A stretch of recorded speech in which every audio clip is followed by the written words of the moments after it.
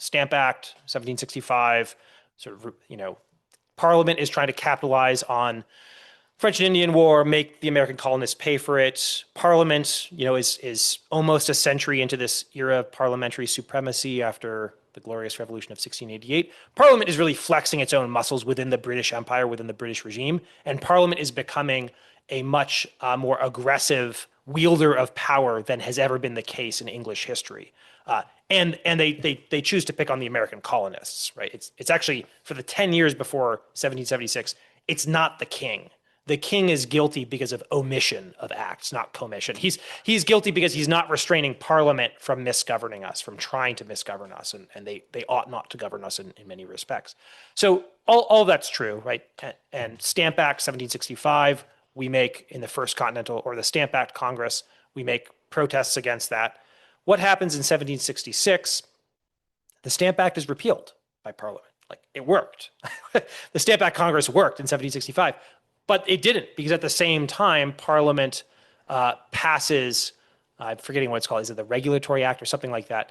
They pass another act declaring, they retract the Stamp Act, which is taxation on all kinds of products, including like legal documents and just things you need to sort of run a society in America. They retract that, but then they pass another act asserting that they have the right to do this. And in fact, the phrase that they use is that they have the right to legislate in all cases whatsoever over the colonies. That's a terrifying phrase to a people who understand a tradition of liberty and who have a sense of limited government, and even who have a sense of natural law and common law and divine law as putting limits on what humans can do.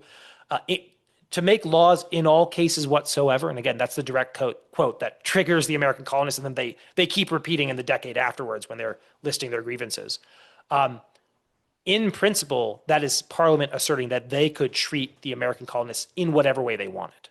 Not just that they could put another tax on them if they wanted. They try that, and they do that, and there's the Intolerable Acts and everything that happens in the 1760s and 70s. And so I don't want to say that there are no grievances. There are grievances. They're right there in the Declaration of Independence. They're well enumerated. You can find them in many other documents. But I also want to point out that we were not a people enslaved for some period of time who then broke our chains.